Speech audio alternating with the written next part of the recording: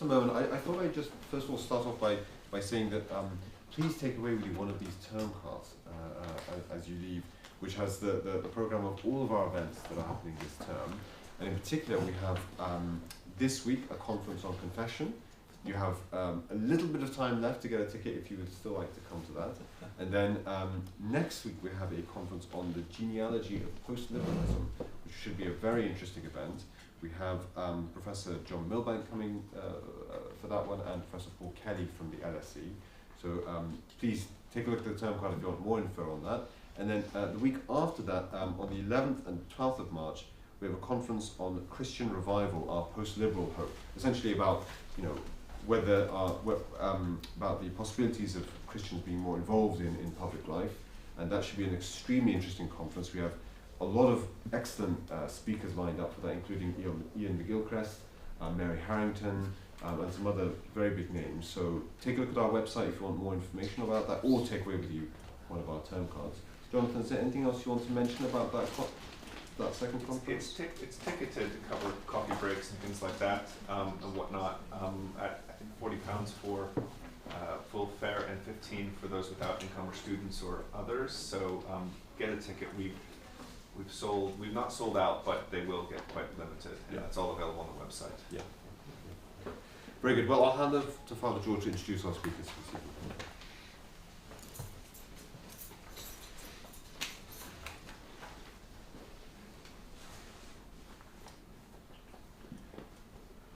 Welcome again, everybody. This is part of our Faith in Public Life series. We've sometimes had, we've heard from politicians, journalists, people in the army.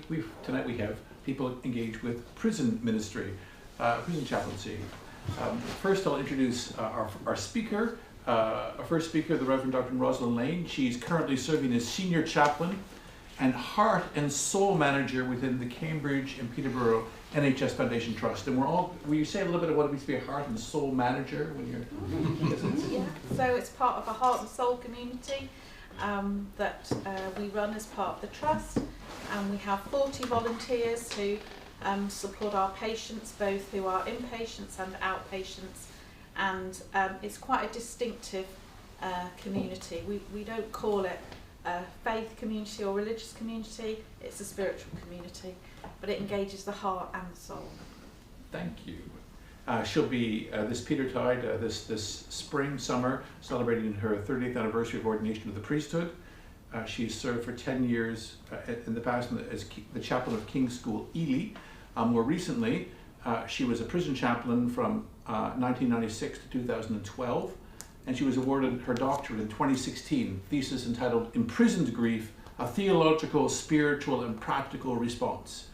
She highlights the role of the prison chaplain as one who shepherds away from home, and argues that chaplains are uniquely placed to support those who are disenfranchised in their grief while in prison. So we'll hear her speak, and then after she speaks we'll have a response and an address from the Reverend Paul Cowley, drawing on his experience of both serving time in prison and working through various organizations over the years to help ex-offenders reintegrate into society. He was, as a young man, he spent some time in HMP Risley, or is it Risley? Risley. And you served for 17 years in the British Army. On leaving, he had a career in business before changing his vocation to become a priest in the Church of England. He was 22 years at Holy Trinity Brompton and other roles in London. In 2025, he founded the charity Caring for Ex-Offenders, which helped over 2,000 men and women reintegrate and rejoin the workforce. He's a director of Iceland Foods and the managing director of the Second Chance Partnership, which is a new charity designed to help businesses successfully employ ex-offenders. And for this work with ex-offenders, he was made MBE by the Queen in 2016. We're really looking forward to hearing you speak. So first, Rosalind, thank you so very much for being with us tonight. We're in your hands. Thank you.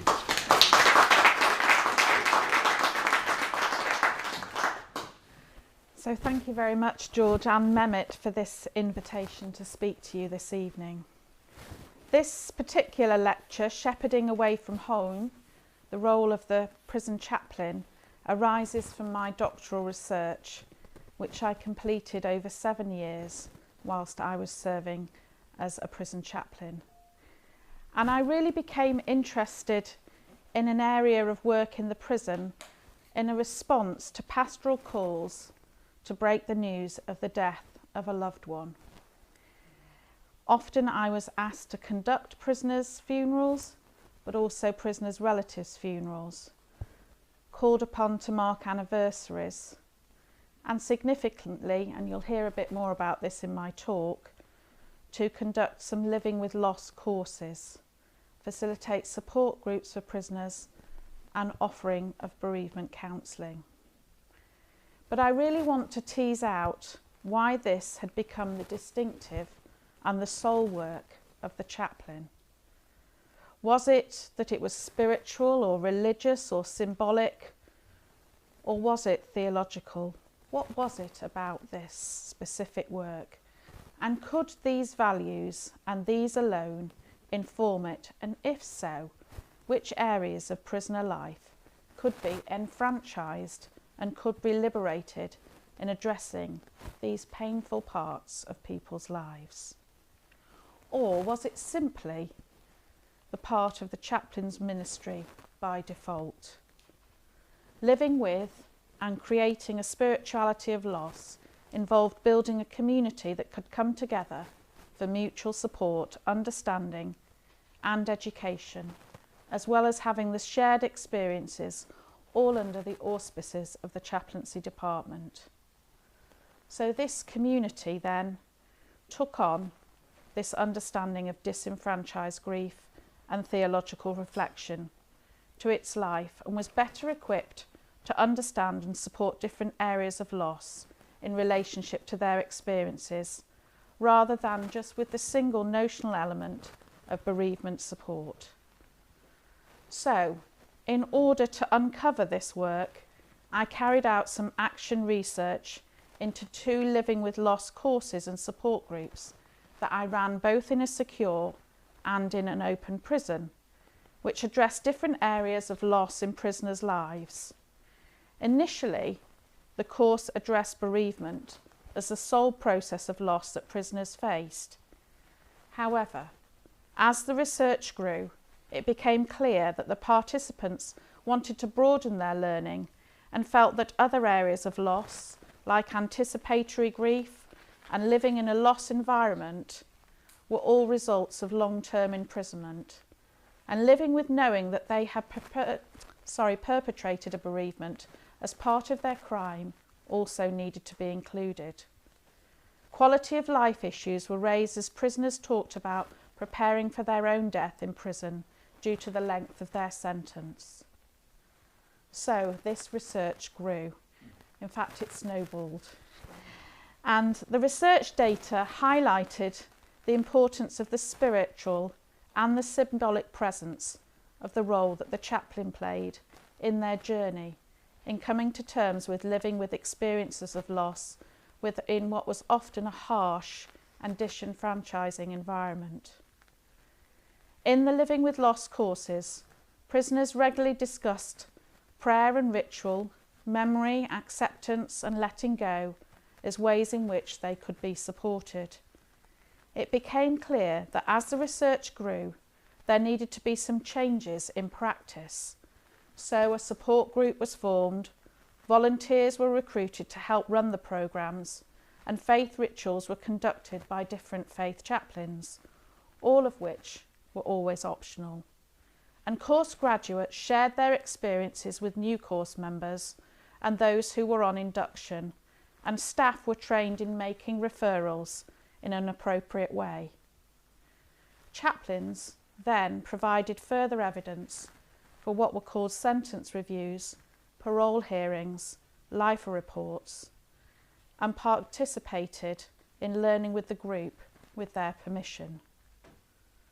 So, as the research grew then, the voice of both the practitioner researcher, myself, and their participant voice were both important. And as you might imagine, this was not without ethical difficulty because of the transient nature, the confidentiality, and the security implications of researching within a forensic population. So it is with the participants' permission and mine that I bring you these findings. The issues surrounding the length of sentence and the time at which they addressed these issues within their sentence were also significant. For example, the majority of the prisoners who attended the course in the open prison were coping with the loss of a contained environment, and those beginning life and long-term sentences were coping with the loss of freedom. The research was also collaborative, and as I say, you will hear some of their voice shortly. And it's collaborative in that the prisoners in the support group were open to how the prison system could be humanised and addressed in part of the losses they faced in order for them to live in a healthy and spiritual way. So the research took me on a journey which had been initially about supporting men with bereavements to a greater and deeper understanding of what I will call imprisoned grief. And what I want to explore here are the theological and the spiritual implications of the research and how this informs the role of the chaplain in these forensic settings. My hunch is what is distinctive about the role of the prison chaplain is its structural and symbolic place within the prison, in which its theological roots can inform, facilitate and create a spirituality of loss which is countercultural in a forensic setting. It is a role which I can conclude enfranchises and liberates imprisoned grief. So when I turned to the literature, there was a little bit that was theologically informed, but it was mainly about an intellectual stance rather than a practical or a theological stance. So the name of this talk, Shepherding Away from Home, derives from an article written by Rowan Williams, where he speaks about the prison chaplain as dealing with people going through chronic change, insecurity, in loss in different ways. He says this: people are living away from their natural support structures. It is true to that because of the isolation of people from their usual support systems. Confrontation and the explicit call to repentance or change are not likely to be helpful, to say the least. They may have a short-term effect, but only as another way of offering a new and safe identity in a new and strange land. But a ministry that asks no questions will not bring people nearer to what will generally feed and sustain them. The notion that seems to capture what most matters here is a ministry of reminding. This idea of shepherding away from home, I believe, has a direct connection to disenfranchised grief. And much of the theological literature on prison chaplaincy speaks about the chaplain being grief leaders, taking the form of the types and characters from Old Testament prophets who spoke to the people of Israel in their national grief. It is a ministry of presence which allows those on the borders of humanity, in the liminal figure of the chaplain, to offer forgiveness, respect and control enacted in their lives and their walk towards God. Another figure who was influential on me was somebody who I'd never heard of before and would love to deeply meet. You know how we've all got those people on our lists? I have written to him, but his name is Ken Doka, and he introduced me to this notion of disenfranchised grief and helped me to see that this was important to the ministry of the chaplain. Doka acknowledges that prisoners themselves were not able to conform to grieving rules of society because they couldn't be seen or recognised in the same way that others are in open society. They are disenfranchised of the societal and social experience of grief in these rules, which exacerbates problems suffered as a result of bereavement. When a loved one dies while someone is serving time in prison, the prisoner often feels disenfranchised because they're not kept informed about the relative's condition, so that the death often comes as a shock. They are powerless and helpless to do anything to comfort their family or to receive that comfort themselves. They often cannot assist in any funeral arrangements and sometimes are not even allowed to attend a funeral if the person who has died is not next of kin. Many of these natural facilities and conditions for mourning are therefore missing, and thus disenfranchised. A great deal of this research and theological exploration of prison ministry has not necessarily been speculative, but has been dealing with the practical aspects of the material ministry. Prison ministry must necessarily profess to offer the opportunity to integrate theological theory with ordinary experience. Theological insights will be brought to bear on disenfranchised grief as experienced by prisoners, and how the symbolic and structural role of the chaplain can be enriched. The purpose of prison ministry is therefore to assist prisoners to experience the liberation and the enfranchisement from their experience, whether it is grief or another type of experience, through the transformation of a life touched and healed by God. And as Elaine Graham says, the criteria for authentic Christian pastoral practice, as determined by a model of liberatory praxis, locates human identity within history and identifies theological knowledge as arising from a specific context and harnessed to the transformatory and political ends. So therefore, the very action of prison ministry reflects on prisoners to the end of that transformation. The living with loss courses that we would run together enhanced its double meaning. It was not just living in the context of loss and coping with it, but also living out an authentic and transformed identity in God, having experienced that loss. So I'd like to move now to give an example of my research findings, showing how prison chaplains and prisoners make this a reality. So a first-time offender said to me, "Maybe because it's my first time inside, I'm not like that as a person, but I had a lot going on, where you just want your own space. Though they mean well, always at your door and coming in, smiling is a mask you put on, and in a place like this, even more so." The person I was speaking to had suffered some mental health challenges, and so it was combining my own role as a chaplain but also as a psychotherapist to respond to him as a person who needed to have a voice and to know that he was made in the image of God. And the presence of the chaplain in the prison setting is a constant reminder of that. In spite of isolation, even through their grief and loss, which often remains hidden, they are given permission to mourn, for tears and for the ritual of grieving. And so allowing that opportunity for authentic emotion is one of the most important aspects of prison ministry, and to take them to that place, a place of comfort, a place of recognition.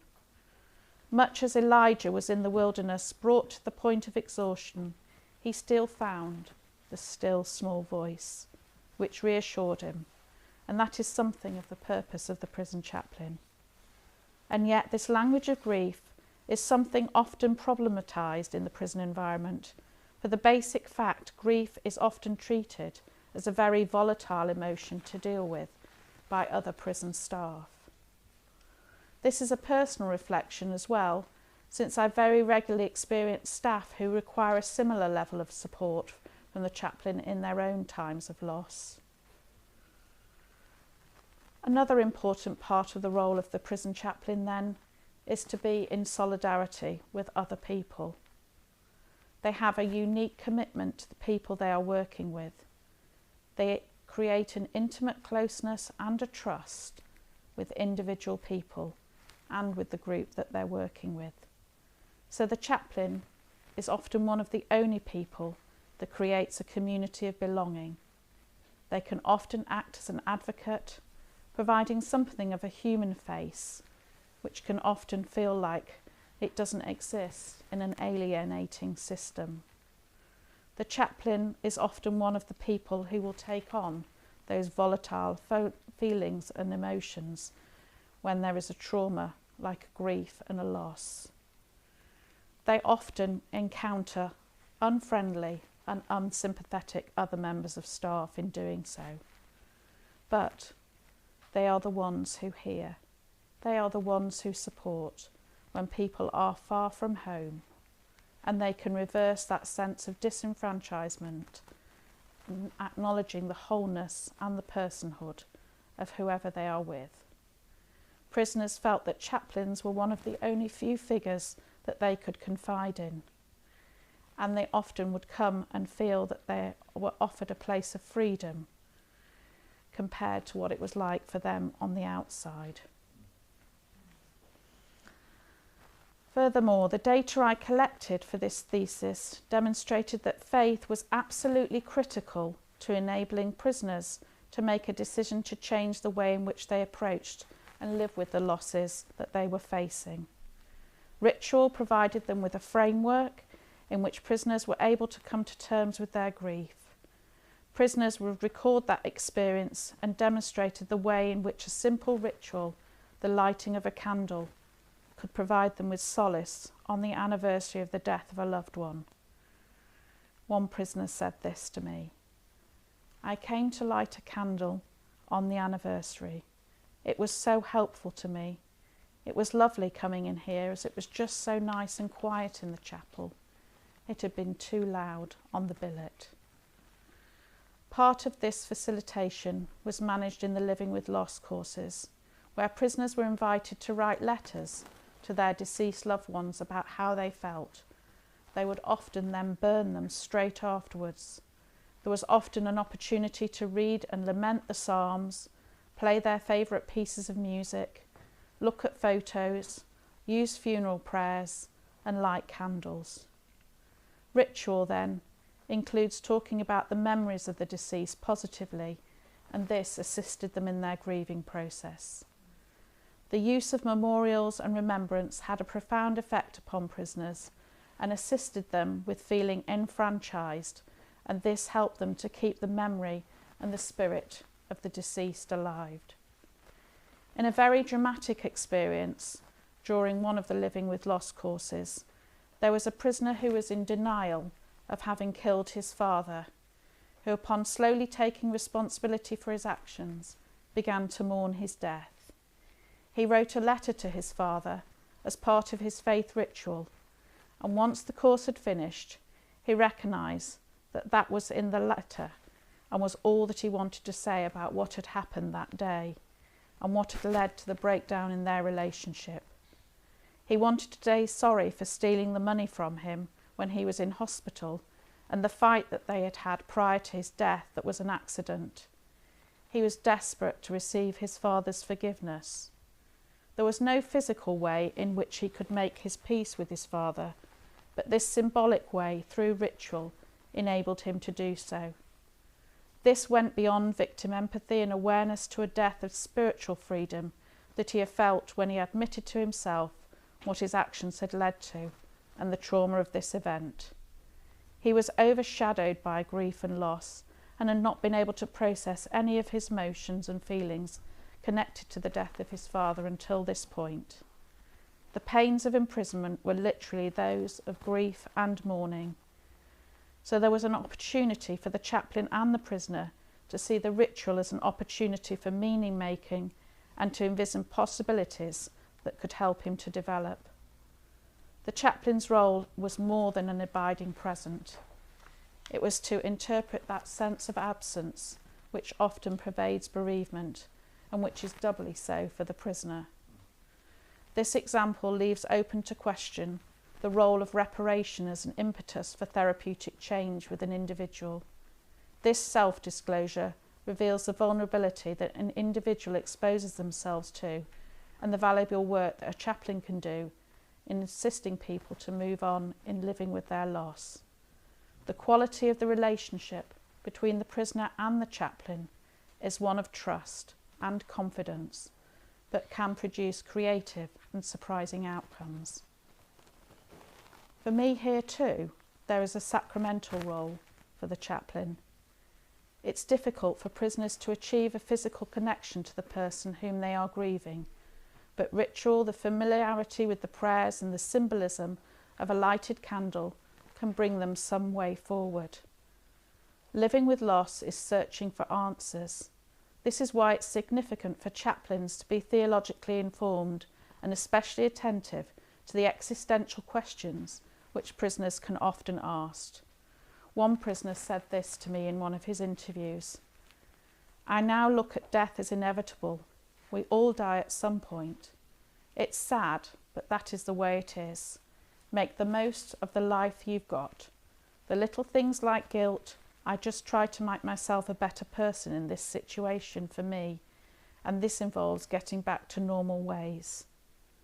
Prolonged discussions on existential issues allow the chaplain to put the weight back onto the encounter with God when reflecting on what it means to be living authentically. This is spirit and soul work. It's liberating, it's countercultural, and it's risky. Chaplains believe that no one is beyond God's love and that faith can always be awakened in the face of loss. They convey the message that you do not suffer loss with God, you only gain. Worship, sacrament, and ritual can provide the context for this, in which there is an expression of spiritual freedom that is not associated or identified with feeling incarcerated. Rather, it enables the expressions of loss. So paying attention to the memories of the deceased provoked can be a spiritual experience, as those memories offer a sense of enduring love. When faced with the physical impossibility of touching base with home, these then become important, as there is a spiritual homecoming, an opportunity to touch the eternal and the transcendent in the fact that this person has intelligibly been touched with another life. One prisoner put it like this: "I think inevitably from that day we know that we are born, that our life is not eternal here, and we know that we are going to die sooner or later. Obviously, we know that the closest people to us, our loved ones, mean so much to us. We are seeking, consoling within ourselves. It's hard to explain, but I think it boils down to maturity and wisdom on life itself, because it's part of our human existence. We know from the day we are born to the days that we parcel before us. We know what we're talking about. We're talking about life itself. I know that we've got these feelings, but why do we feel these feelings?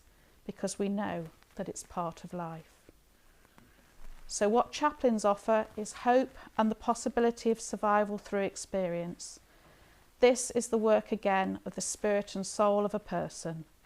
The nature of the chaplain's ministry in this case is that you often encounter extreme pain. Seeking to know God's way in this situation suggests that theology plays a part in the discussion on all of these issues. Having a shared faith can be used as a resource to enfranchise this situation, and it has long been established that faith has a role to play in supporting those who live with grief and loss. It is the power of the transcendent that enables the transformation to happen. Prison chaplaincy is about meeting spiritual needs of prisoners in a place where there are a set of values which often pose a countercultural approach to the way in which the prison system works, where meaning, purpose and recovery lie at the heart of ministry. Chaplains value the feelings that prisoners have, recognising the familiar in prayer and worship, where there is an emphasis on hope and living life to the full. So when we speak about ministry in general, it's very easy to speak in abstract terms. However, from my frame of reference in my research and practice, I came to understand more deeply the structural and the symbolic role of the chaplain in enabling people to practically liberate themselves from an experience and feel enfranchised in their grief.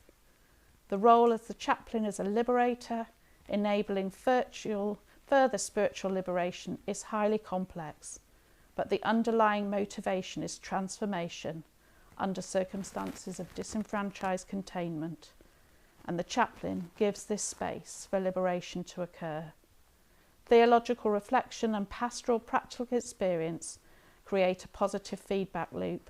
Seeking to know God's way in this situation provides theology, adding value and meaning. Sharing and practicing faith is used as a practical resource to liberate and enfranchise. Transformation practices are the embodiments and witnesses, and I'm just going to conclude with a statement from my supervisor. Elaine Graham says this: "Divine activity amidst human practice are glimpses of the Word made flesh." Thank you for listening.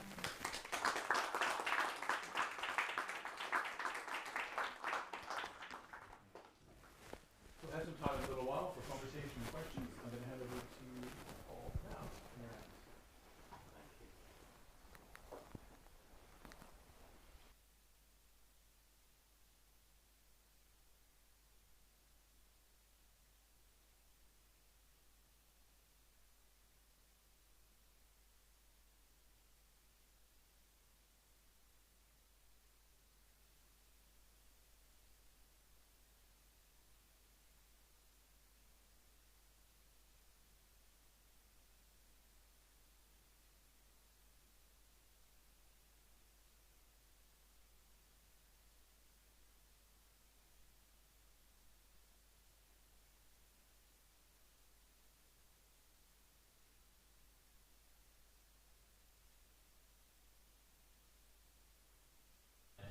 Try and respond to Ros's amazing talk.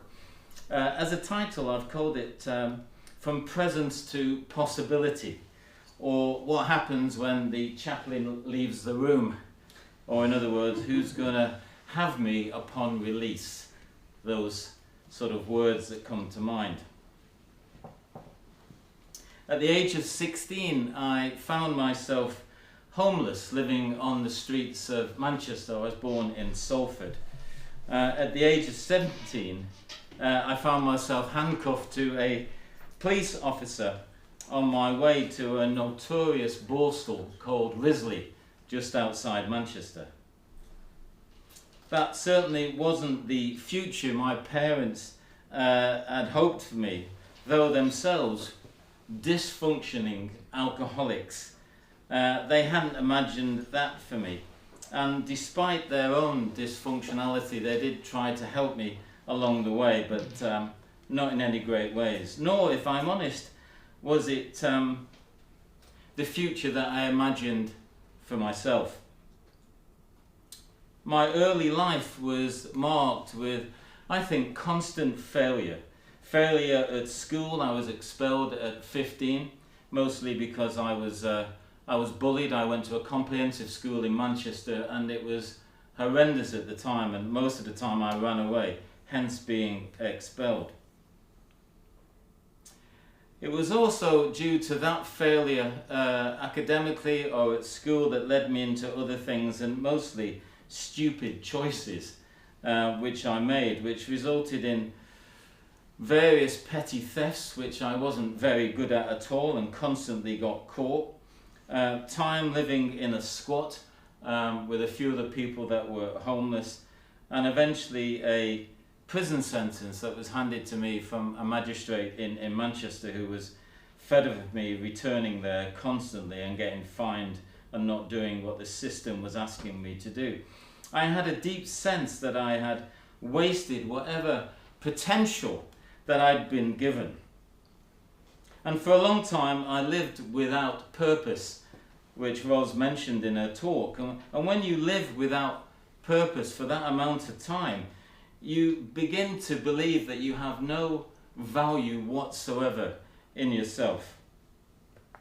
Proverbs 13, I think, describes it really well. It says that hope deferred makes the heart sick.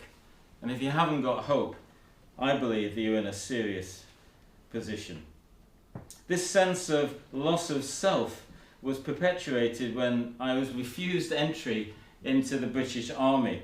It's what I aimed for, really. I thought it was going to rescue me from everything, but they wouldn't let me in because of my past criminal record. However, anyone who knows me knows that I can be rather persistent if I'm called upon, and I was put in front of a senior officer at one point because I kept going back to this recruiting office constantly, who sat me down and looked at me and said, "I'm going to take a chance on you, Paul. do not let me down so. He saw something in me that I didn't. Or really, it was there, but it had been knocked out of me because of my childhood. That second chance that army officer, wherever he is now, alive or dead, that chance that he gave me completely changed my life, completely spun me around. And I spent the next 17 years desperately trying not to let that senior officer down in some way, and starting to rebuild my life for the opportunity that he had given me. I loved my time in the military. It became my family. It fed me, it watered me, it gave me purpose, it gave me structure, it gave me a sense of self which I'd lost. And during that time in the military, I served in 2 tours of Northern Ireland and the Falklands campaign as well. Although I did rather well in my career, in my understanding, I came out as a staff sergeant, I was unfortunately incapable of holding on to any sort of relationship, and went through at that time 2 divorces within 8 years. I lost my home and most of my possessions, and once again through that had this sense of loss of self in the process. At the age of 30, I met my amazing wife, Amanda, who gave me a third chance, a third opportunity to change and gather something in myself. And we've been together now for just over 40 years. She saw something in me that was worth working with. Again, I couldn't see that. She started me on a journey of restoration with education, and for me it's a real privilege to be in this sort of centre of education. She believed in me that I had substance, that I could achieve more than I believed that I could achieve myself. And together we looked into the Christian faith, and on an Alpha course, an introduction to the Christian faith. On the Holy Spirit part of that course, it was a weekend away. We both had a sense that we'd returned home. I was almost 40 when I became a Christian, and that's a lot of years in the wilderness. And I should say I was finally still enough to notice it. Notice that God had my back all the time. I just didn't know him, and nobody introduced me to him. It began in me a restoration of identity, and eventually, after doing 3 years of theology training, which with my background was not an easy course at all, I was ordained in 2002 at St. Paul's Cathedral, which was an extraordinary day. I very soon then got involved with chaplains and chaplain ministry, taking on the Alpha course and adapting it and changing it and putting it into our UK prison system. Not only in the UK, I think at the time it was running in over 100 prisons, but also in and around 65 countries around the world. 20 years later, I left that work at Holy Trinity Brompton and started working for Iceland Foods as a director of rehabilitation. I was asked by the owner, Sir Malcolm Walker, if I could help him help men and women in prison to find employment. And I said, yes, I can. And that's what started the Second Chance Initiative. Obviously it's called that because that word is very dear to me, which has now grown, as Father George said, into the Second Chance Partnership, which is the same thing, but it's bigger, and it helps organisations, large businesses around the UK, help men and women find their identity when they leave prison to gain employment. Again, thank you, Ros, for your words, for that depth of reflection that you have brought to the role of the prison chaplain. They're often forgotten. Listening to your research and your words, I found myself recognising so much of what I'd seen over nearly 3 decades now of working in and around prisons, as I mentioned, in the UK and around the world. And some chaplains are, well, most of them are extraordinary, and I spent 10 years working in prisons in Africa, and to see chaplains working there is an extraordinary thing. you have described something very real. The prison is not simply a place of punishment, but it's a place of profound and often, as I mentioned, hidden loss. Warehouses of pain, they've been described as at times. That loss can take a form of loss of family, loss of identity, loss of belonging, loss of the future that someone once imagined for themselves. In my opinion, our prison system is still punitive, when really it should be redemptive. And you have also shown how chaplaincy creates a space in which that loss can be acknowledged. Perhaps the only space in the institution where a person is allowed to be vulnerable, to be themselves, and to feel safe. In my experience, the chaplain is often the first person who gives a prisoner permission to feel again, to be alive, to share experiences, to be vulnerable, to be open, to be honest, and again, really important, to feel that they're in a safe space.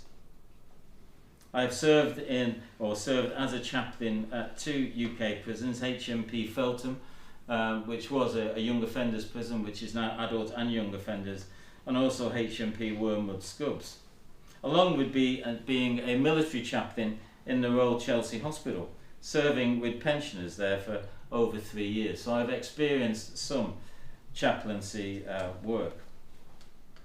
Serving with the pensioners has been, or was, an extraordinary 3 years. Anticipated grief that Ros mentioned is very real in that sort of place, as comrades pass on most days. For men and women in prison who have been stripped of so much, the revelation of Jesus dying on a cross for our sins is often really powerful and transformative. When they find out that the fact that God himself lost his only son, and that's described to them in words that they can understand, enables an inmate who himself has experienced the loss that Ros described, to have this awakening that God is real, he's there, and that he can meet them in their grief, and that he suffered as well and understands that pain. That is a massive revelation to men and women in prison. It's deeply humanitizing. And Ros again has stated that chaplaincy can be the first door where the prisoner really starts to knock and want to explore things that I think sometimes he or she might not even understand, but want answers. And I want to offer a reflection from the other side of that door. In my shift from chaplaincy and the role of priest in the Church of England, I made this leap to the secular world of wanting to create work opportunities for those caught in, as Ward stated in 2005, poverty, marginalisation and social exclusion, based on my own grassroots experience. In other words, I've been there and I wanted to help people in a similar situation. When the chaplains have awakened a soul and enabled them to rediscover their humanity, where do they go then with that? If someone leaves prison having rediscovered consciousness and hope and a chance that things might be different, but then finds no hope, no welcome and no trust on the outside or the other side of that door, then we risk creating another kind of loss, a loss of purpose. Chaplaincy often helps someone rediscover the why. The chaplain, as Ros explained, gives permission for the inmate to grieve, to mourn, to feel regret, maybe remorse at what they've done. Maybe they wanted things to be different, it wasn't. Maybe some of it wasn't their fault. And to express that would remain hidden. Their emotions are difficult to express.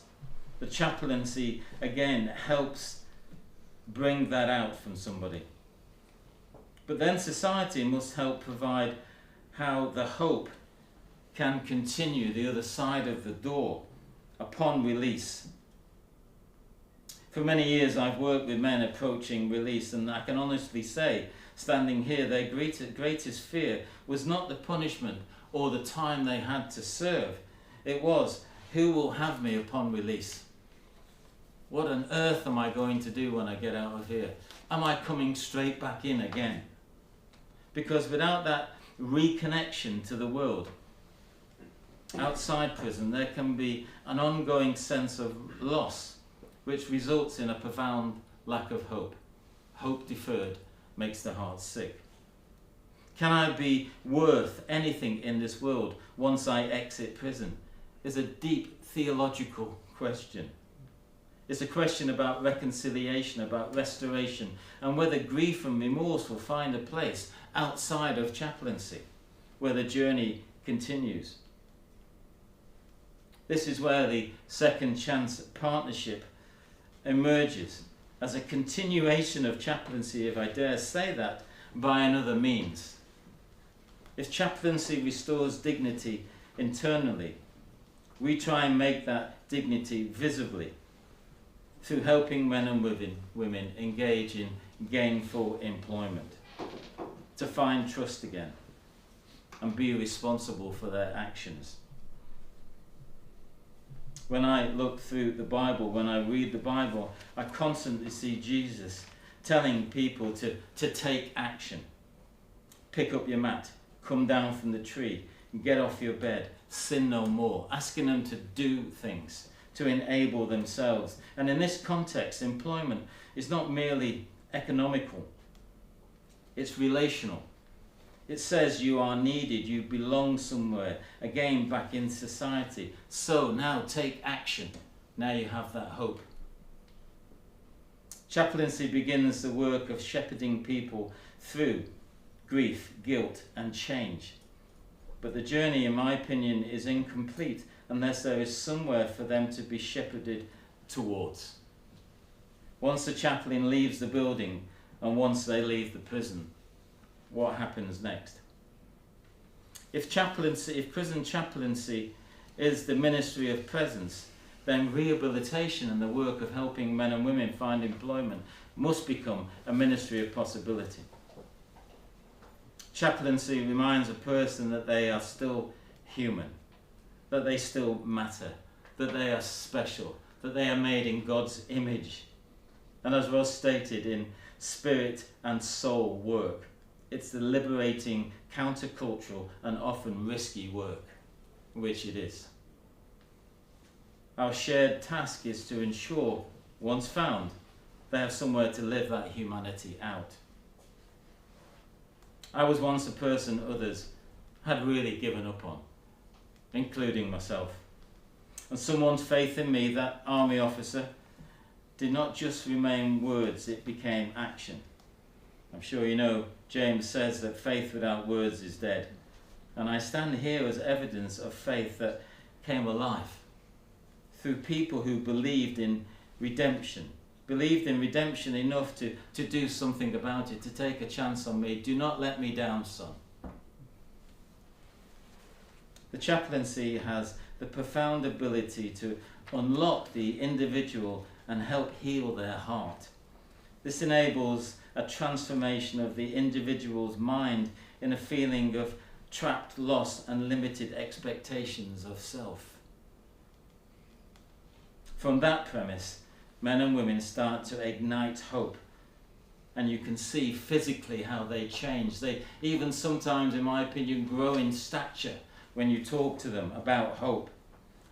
And they have this belief in the possibility that they can then rejoin society and serve their community, making their own lives and their families better, and also making society safer. I'll end with a story of a man called Shane. Shane was a notorious criminal, 6'4", an enormous 250 plus pounds type of man, described once as one of the top 5 most violent men in the UK. He often had armed guards storm his cell to sedate him when he didn't like what was going on. Shane was invited by a very brave chaplain to come and see him quietly off the wings where all the bravado is, because Shane was interested in the Bible but would not admit that publicly. So the chaplain met with him week after week, and the chaplain explained that Jesus loved him, and his life began to change. He was remorseful and wanted to be different, but didn't know how to do that.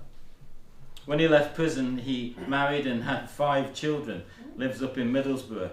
But he was unable to work, obviously, due to his criminal record.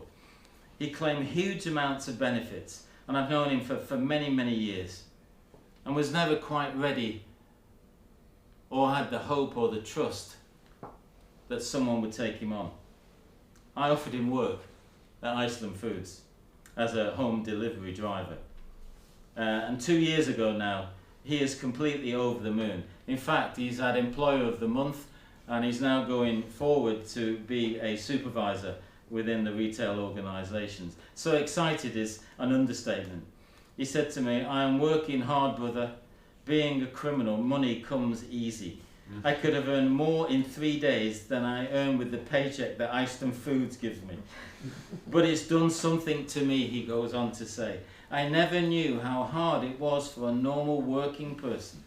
I have so much respect now for people who go to work every day. Jesus taught me, but until I saw it in myself, until the chaplain explained to me that I could be different and hope could enter my heart, only then did something fall from my eyes for the first time, and I engaged in hope." Partnership is surely the key. You know, Christ partners with us and we partner with the marginalised, Matthew 25. The marginalised who get restored, then pick up their mats and then move into a new space.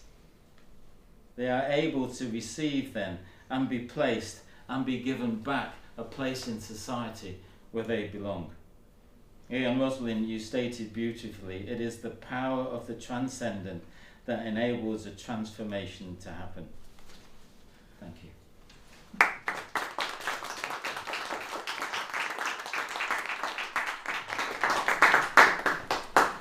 Thank you. Thank you so very much. Fascinating, different and fascinating. I want to ask a question to you both, and we have time for some conversation questions. Raj, you spoke a bit about place of ritual, and I wondered how, if you might expand on that, if there was a role, what role did prayer play, the personal relationship, the chaplain? I mean, if you could see a combination of things, how would you describe it? It seems so elusive. Is there a combination of things that helps give that sense of dignity and hope that you described? And at the very end, you know, I was thinking about, you know, what you saw there, but at the very end, you, Paul, then referred to the transcendent, you know, after having spoken about dignity and work and connections, how you connect those two things. So I'm trying to see connections. What gives that sense of dignity? How is that sense of dignity connected to the things you talked about in terms of prayer, ritual, the transcendent? So I think very much it's about trust and the relationship that goes on between people. And so, you know, what's shared between two people, shared with God, and that, you know, prayer is not something to be afraid of or something where you've got to use the right words, because mainly I was dealing with people who were not necessarily literate. So it was more about having a conversation, but it was, you know, they could really place before God what was truly on their hearts. And that was the most important thing, you know, they could really engage with their feelings, with their emotions, and sometimes when words could not be expressive of the situation, then a lighted candle could be, a time of silence could be, a psalm could be, and it might be the first time ever that you've introduced somebody to that opportunity. And that's a wonderful experience. And God is there in that cell, God is there in that horrible kitchen that you've got to work in. God's not just in the chapel, God's on that landing, God's in that fight, and God's in that prison officer. So it's a huge privilege. So you're describing hope, and then what do you do when there's disappointment, failure, going Constant backwards? Disappointment, constant failure. That's how people often feeling. But, you could really just make somebody's day that day by just offering that little opportunity to be with somebody that's going to listen to you, to be with somebody that's not going to judge you, to help you to be able to reflect on whatever that news is that you might have received.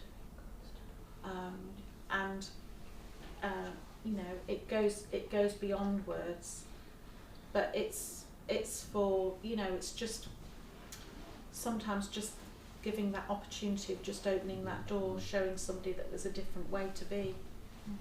Paul, do you want to come back up here? I don't know if you want to take you can have a chair here as well. Might you connect what you had to say about dignity with some of the things Rosalind described in terms of prayer, the transcendent? How do those two things connect? I was trying to understand your question. Sorry about that. No, it's my fault, not yours. And then also try and match what Ros was trying to say, and I can't really. But I suppose I was thinking while you were asking the question. Coming to faith is a big deal for everybody, but for me it was an extraordinary sort of profound moment when it happened, because what happened really is I got a conscience. So God not only touched me, but He also gave me a conscience, which can be quite shocking, because then you start to realise who you are, what you were doing, how you walk around life, how you take people for granted. So you get a conscience, and I've seen that happen. I'm sure as Ros has, that I've seen men break down and cry just by listening to a psalm, just by looking at a candle, just by someone, if they allow you, just to put their, because they don't get touched. Prison is not a tactile place. Not in that way. Not in a loving way. Not in a loving way. Like I say, warehouses of pain, they are, extraordinary places, and I believe, and I'm sure Ros will agree, that it's a privilege to work in them, to see that part of humanity. So I think there's a consciousness that comes alive, like Shane. I've got so many texts of him.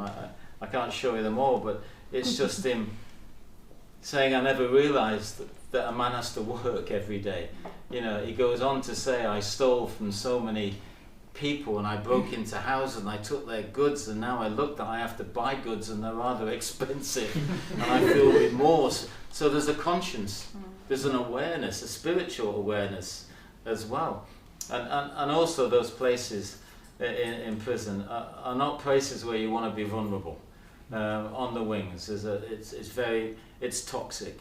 It's very masculine at times, and female prisons can be just as violent. So when the chaplain, I think amazingly took him on his own in a room, it opened up a whole opportunity for Shane that he couldn't have in a chapel, because he was the big man in the prison and wouldn't want to cry. But with the chaplain, he broke down and he cried and had this conscious awareness of who he was, who he didn't like, and desperately wanted to change. So I think, I don't know if that answers the question, is the awareness, is the consciousness come. There's an ability to, again, a scary thing, to find hope. Hope that you can do something, hope that you can do this. Because for so many years, most of these men and women, it's mostly men in prison, have had that beaten out of them, or never even seen it. And then when God comes in, and you're the facilitator of that hope, it's extraordinary. Could I ask you a question, Paul? So you served in the army after prison. How often in your work would you meet people who did it the other way around, who spent a long time in the armed forces, after having joined, say, at the age of 16, serving for a long time, and then find it very hard to make it in civilian life afterwards, and then find themselves eventually finding themselves, in prison after? How often do you find people who do that? Well, a lot. I work with veterans, so that comes up, and there's lots of veterans charities now that it wasn't. I left the army in 92. It was 92. I joined in 76. I left in 92, and when I left, there was a real feeling of, oh my goodness, what have I done? Right. My whole support structure had gone. I had Amanda who was extraordinary with me, but you know, on my own I panicked. You know, because like I said, it became my family. It fed me, it watered me, it clothed me, it taught me skills. It was everything. So it's better now than it was when I left the army. I was sort of given a little bit of money and sent on a course, and that was it. Get on with it. But now it's a lot different. But it's a change. It's a shift coming back into civilian life, which is very different. You know, they don't all get up and make their beds at 7 a.m. in the morning, or go for 10-mile runs before breakfast. Quite a lot of men go to prison though, don't they? I mean, when they don't find work and they lose hope, and they often end up. They do. One of the big prisons, Berwyn Prison, which is in Wales, or on the border of Wales, has a whole wing dedicated to veterans. Really? And sadly, a lot of the crimes, in my experience, are quite serious crimes that they commit when they come out, because they're quite capable Of course. men. So it's really hard to try and get them employed. But yeah, there's lots of charities now that are helping with that. Go ahead. Question for both of you. So a bit of context, my experience, I did things a bit of a funny way around. I was ordained a priest and then became a prison officer. Just following on, Paul, what you said about the wings being toxic, I would broadly agree, but I'm just wanted to pick out, both of you, if you've had any experience of grace on the wings. So I found that there were lots of examples of small acts of grace, of love in this weird, toxic masculine community, but examples of people loving each other, caring for each other, and almost cells becoming small chapels, you know, of love and care and grace within that sort of toxic environment. That's my experience, but I just wondered if you were able to recognise that from Paul, especially from your experience on the other side. Shall I go first? Yeah. Yours will be a better answer than Don't mine. know about that. I think human nature, we're individuals, aren't we? And we can be kind or we can not be kind. And I think with prison officers, what I've experienced, I mean, you know, the modern day sort of crisis we've got in our prison system at the moment, a lot of them are very young and very inexperienced. And I think that's quite dangerous personally to do that, but that's another debate. But I have seen acts of kindness. I have seen prison officers going out of their way to help men, again mostly men that I've experienced, write CVs or explain things or write something or help with letters, you know, to their partners, their wives or their girlfriends. I've seen prison officers come in early to do that. So yes, I have, but I've also seen the other side of prison officers as well. So I have seen bits of that. I have seen inmates helping each other. I have seen meals being shared, where there's kitchens on the wings sometimes, eating together. I've seen them giving thanks before they eat. I've seen that as well. So yeah, little bits of things I've seen. I think I'd agree with you, Paul. So I've seen acts of kindness. So I used to take a group of prisoners every year to the Chrism Mass in the cathedral at Blackburn, and I would have two officers in particular that would offer to drive the minibus, specifically because they wanted to go to worship too, and that seemed to break down quite a lot of barriers. We had to risk assess them quite hard about who was allowed to go, but we never lost one. Did a good job those 5 years. Yeah, absolutely. And it was a real privilege.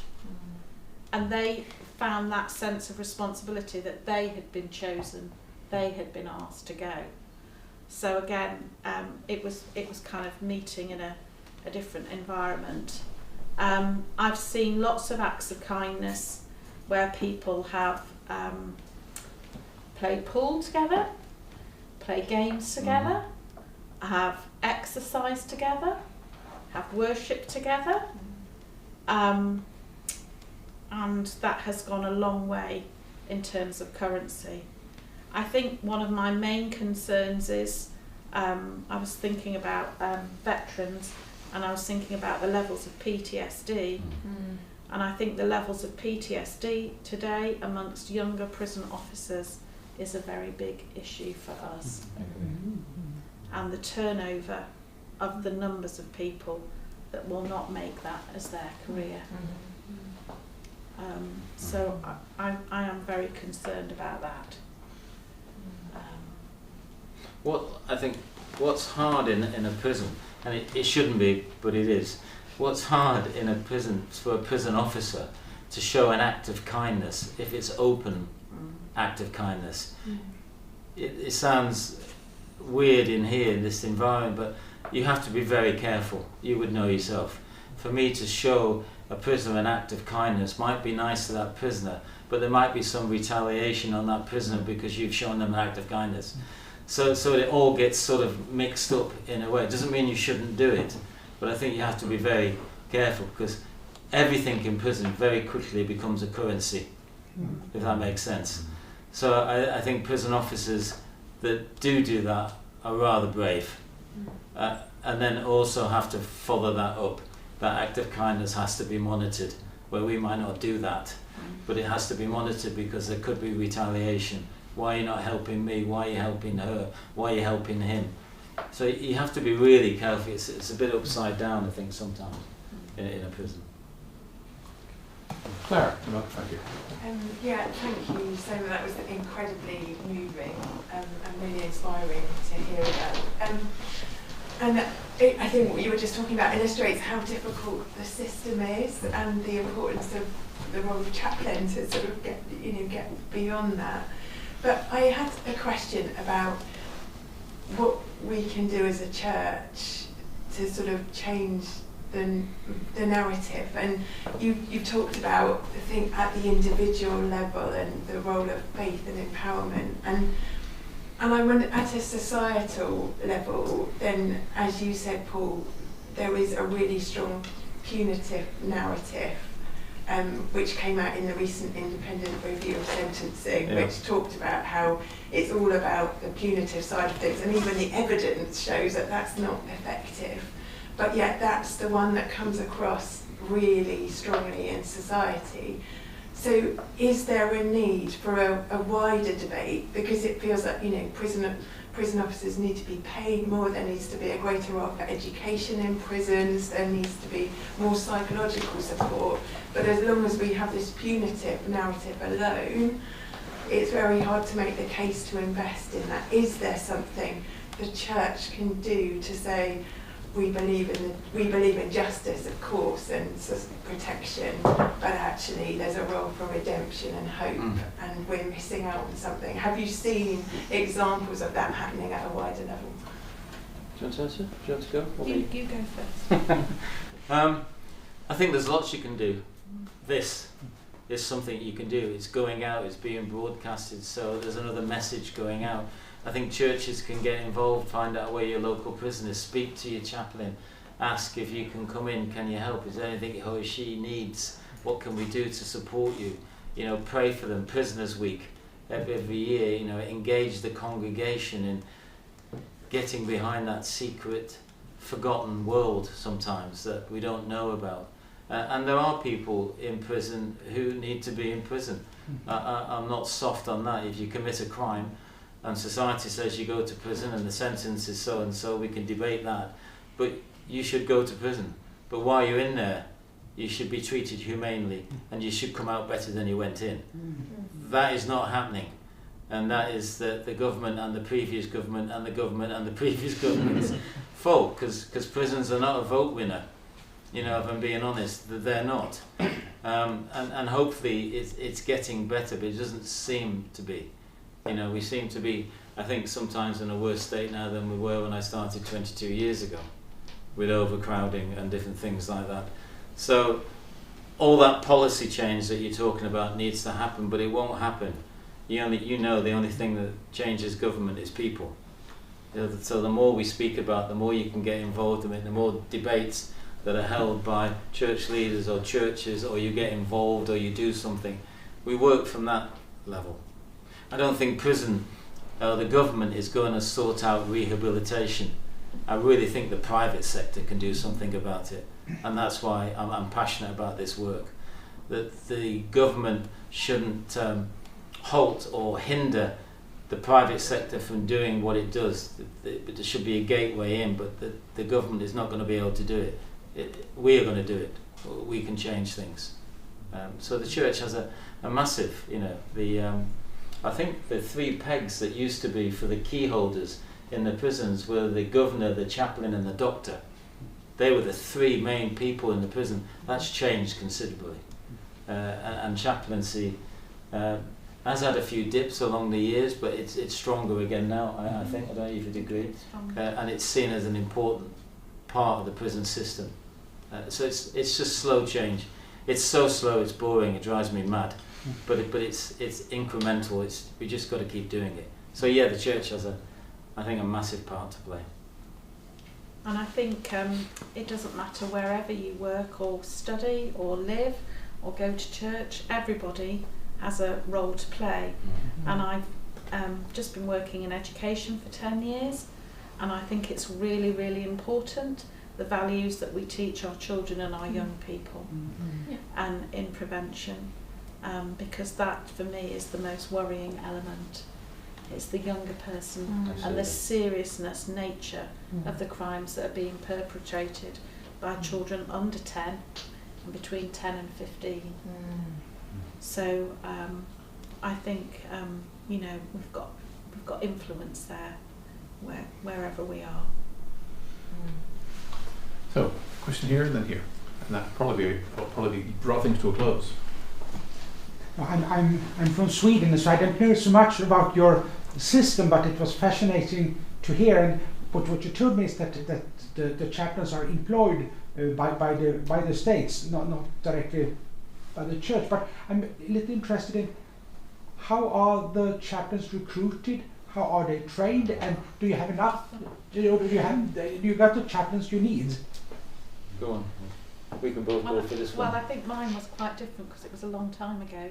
But the way that chaplains are recruited and trained now, it's multi-faith.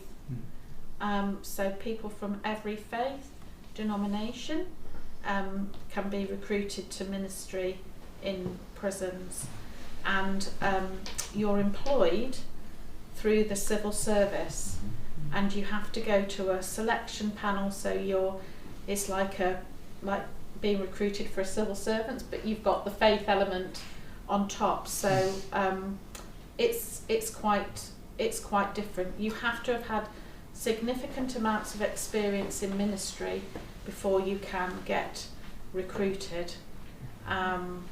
And each prison will have a big team of chaplains from every faith and every denomination. And then there will be specific training that you go on once you're appointed as a prison chaplain, which is different from perhaps what you might get in your church or your mosque or your synagogue. I've been to some of your prisons in Sweden. They're amazing, if that's the right word to use. They're a lot smaller. The prison officers are trained longer. I think I spoke to a prison officer that was in training for over 2 years and was doing psychology, which would be extraordinary. We get 10 weeks, I think, and then you're on the wings. So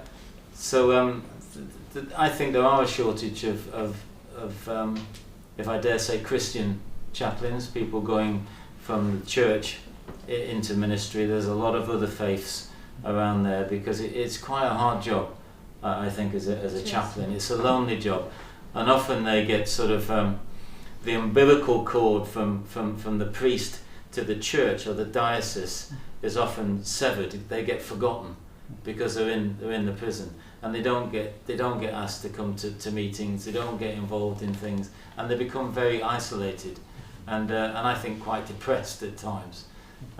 So there's a thing, I don't know about in Sweden, it's different, but the church needs to engage with their chaplains as well, a lot more. It did when I was doing it. They don't get invited to area meetings. They don't get invited to prayer meetings. They get slightly forgotten, and the church has to take responsibility for that and engage them and draw them into the heart of the church. So not many people, I don't think, are going. There's not a waiting list of chaplains. That's for sure.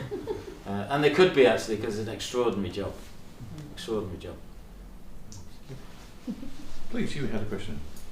Yes, I worked in the prison service as well, and I resonate with a lot of the things that you both said, as I worked in the male prison as well as women, female prisoners. And one of the things that actually struck me when I first started was, as you quite rightly said, about the big men, hard men, tough men actually breaking down and crying by just praying a very simple prayer with them in the presence of the Lord. The Holy Spirit just comes along and just ministered hugely to these what they appear to be very tough and hostile people. But also it's preparing people, prisoners, to be released back in the community. I often heard prisoners say, they were excited about being released but were terrified about going back into their community, mainly because they'd lost not just their families, but they'd lost their homes, friendships, everything had been taken away from them, and they then realised their vulnerabilities. And even within the church context, they didn't feel particularly welcomed or safe, because there's safeguarding issues that need to be put into place.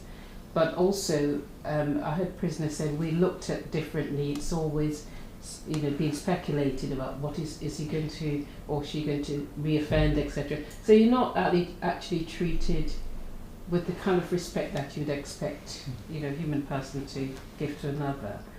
And many of them reoffended and were back in the prison service. And I've heard some say, well, I feel safer here because I have a bed, I get my meals done, I could talk to the prison officers, and although it's an isolating place for them, and we see that as very isolating, for many of them that's home.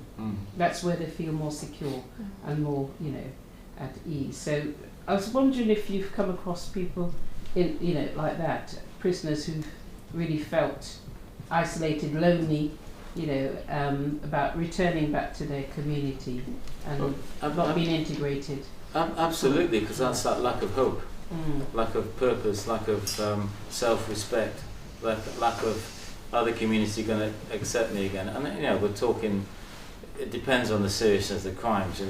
The average person is not a clear and present danger to society in prison. I don't think they are. There are dangers to society, but not everybody. So that coming back in, and one of the things that when I set up the Second Chance initiative with Iceland Foods is I wanted it to be quite radical, and I said to Sir Malcolm, don't hire me if you're not going to be radical, because one of the things we do is we interview men and women in prison, put forward that they're suitable for work, and we offer them a job while they're in prison, so they have a letter of employment before they get released, which is hopeful and inspiring and cuts down some of the things that you've just mentioned. So they have a letter and it goes on a wall, because I've seen it next to their family photographs. You have been selected, well done, you've now got a job, it's guaranteed. And again, the other thing we do with the retail business is if there's no vacancy, say you wanted to go to Bournemouth, that was your area where your family is or your partner, and there's no vacancy at an Iceland store there for a member of staff, the company will sponsor it for 12 to 15 weeks. So you are guaranteed a job. That's important as well. And the third thing, just to finish, is to touch on your point.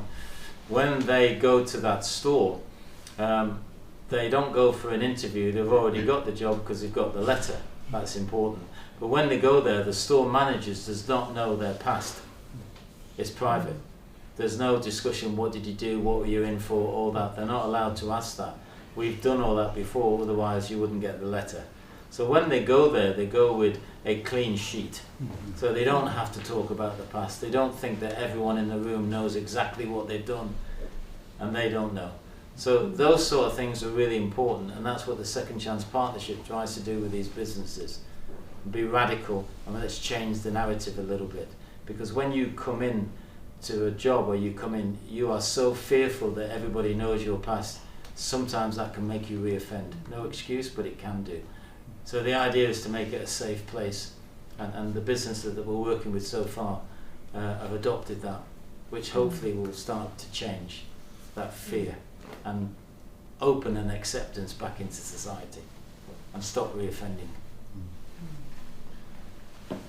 Thank you all for such fascinating comments and questions. Thank you to our speakers for really a very insightful and inspiring account of your work in ministry among prisoners and prisons. And really we've learned a great deal. We're very grateful to you. Thank you so much.